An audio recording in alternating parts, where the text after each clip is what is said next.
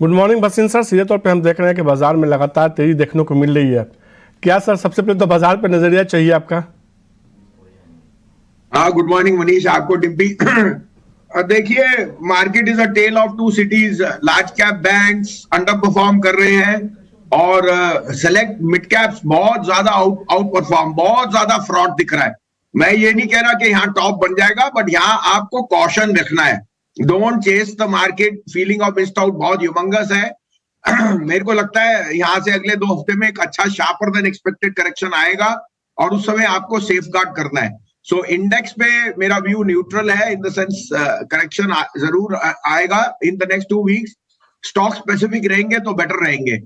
Take some money off the table. PSUs में ऐसी chess करेंगे भेड़ चाड़ में तो सब बुलिश है, लेकिन मल्टी ईयर हाईस पे थोड़ा सा रिस्क रिवॉर्ड आपके फेवर में नहीं है।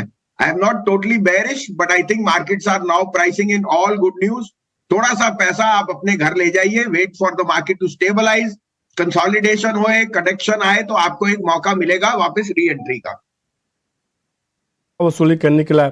संजीव जी, आपके स्टॉक्स लेने से पहले एक आपने स्टॉक कॉल दिया था इंडिगो पे नतीजों से पहले, और आपने कहा था कि दम लगा के खरीदो, यहाँ से अच्छे मजबूत नतीजे आएंगे और तेजी देखने को मिलेगी।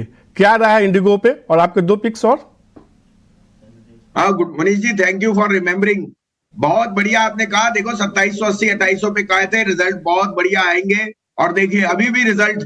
मनीष जी, कोई दो राय नहीं, IndiGo is proxy to India's emerging, जो मिडिल क्लास राइजिंग है। डिमांड जो एक लग्जरी थी वो नेसेसिटी बन गई है, और IndiGo is the best proxy to that. उसके साथ जीएमआर एयरपोर्ट, उसके साथ अशोक लीलैंड, उसके साथ जो भी एंसिलरी प्ले है, तो IndiGo is seeing scales which are no bound. Yields have gone to the best, और अगर एविएशन फ्यूल प्राइसेस यहीं रहे तो I think they will be continue to laugh their way to the bank.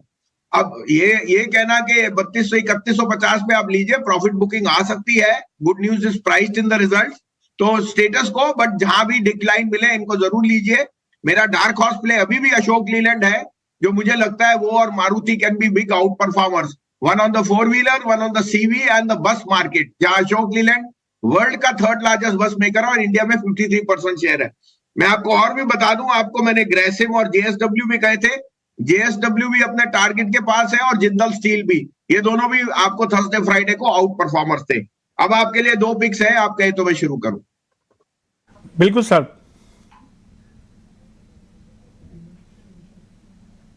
Sir, तो पहला pick मैं अभी भी कहूंगा रेलिगेयर है। देखिए, बर्मन्स ने अपना स्टेक 25% बढ़ा दिया, एक ओपन ऑफर आएगा। Religare as a brand went through its tumults because of the promoter, और जो भी था वो सब हो गया है, लेकिन as a brand, as a franchise, from insurance to broking to other NBFC activities, बहुत अट्रैक्टिव प्ले है।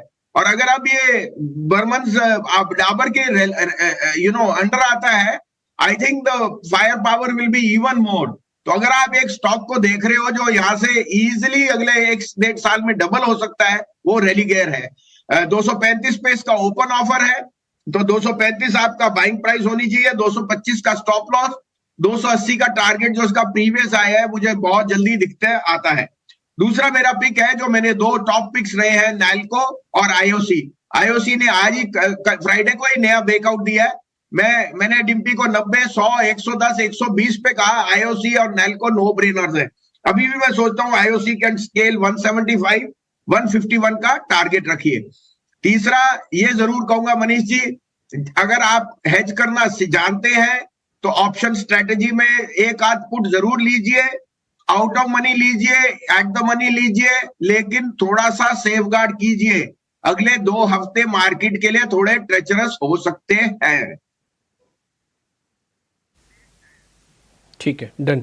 मतलब भसीन साहब अगर बोल रहे हैं मार्केट के लिए थोड़ा वीकनेस आ सकती है, 2 हफ्ते कमज़ोर हैं, तो फिर बड़ी बात है ये, क्योंकि अमूमन आपने देखा होगा भसीन साहब, अमूमन हर गिरावट पे तेज़ी या फिर तेज़ी के पक्ष में रहते हैं, लेकिन ये बात आपको टाइम टू टाइम नोटिस भी करवा रहे हैं। बिकवाली भी करना आना चाहिए मार्केट के अंदर, नहीं तो फिर दिक्कत हो जाएगी। भसीन साहब, एक छोटा सा मेरे को एक सवाल आपसे पता करना है, पेटीएम पे आप क्या सोचते हैं सर, जो मामला अभी चल रहा है, इस पे रुकना चाहिए अभी थोड़ी और क्लैरिटी के लिए, या फिर ये अपॉर्चुनिटी दे रहा है, या फिर बिल्कुल दूर रहे, पता लगे कंपनी का लाइसेंस ही खत्म हो गया, कंपनी खत्म हो गई? हाँ डिम्पी जी, आपने दुख तीरथ पे हाथ रख लिया। खैर कोई नहीं, शेयर बाजार में तो कर सुख तो साथ चलते हैं। मेरे पे पेटीएम, जोमेटो और पीबी फिनटेक तीनों उतनी क्वांटिटी में है। और पेटीएम पे हमें भी काफी आश्चर्य है कि इतनी बड़ी मूव आरबीआई ने की। अब क्वेश्चन नहीं कर सकते। देखिए ये तो एक जो चीज अनफोल्ड होगी वो टाइम से होगी।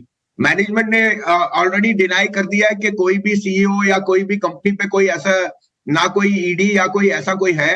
बट ये अभी अभी देखिए, जब एक शेयर 35-36% घटता है, उसमें फियर तो जरूर है, प्लस इकोसिस्टम को चैलेंज करना बड़ा मुश्किल है। तो देखिए क्या इनका ऊपर से निकलता है। We will have to wait for few days. Stock as a long term play बहुत अट्रैक्टिव है, लेकिन मैं यहाँ बाइंग की एडवाइस नहीं दूंगा। हम भी इसमें वेट एंड वॉच है। एंड वी विल जैसे जैसे रंग बदलेगा, हमें और क्लैरिटी मिलेगी मैनेजमेंट से, तब टिप्पणी करेंगे। अभी एक टिप्पणी करना व्हेन द लार्जेस्ट प्लेस, तो हम वेट करेंगे डिम्पी जी। और थोड़ा सा दर्द है, लेकिन दर्द को बर्दाश्त करना पड़ेगा।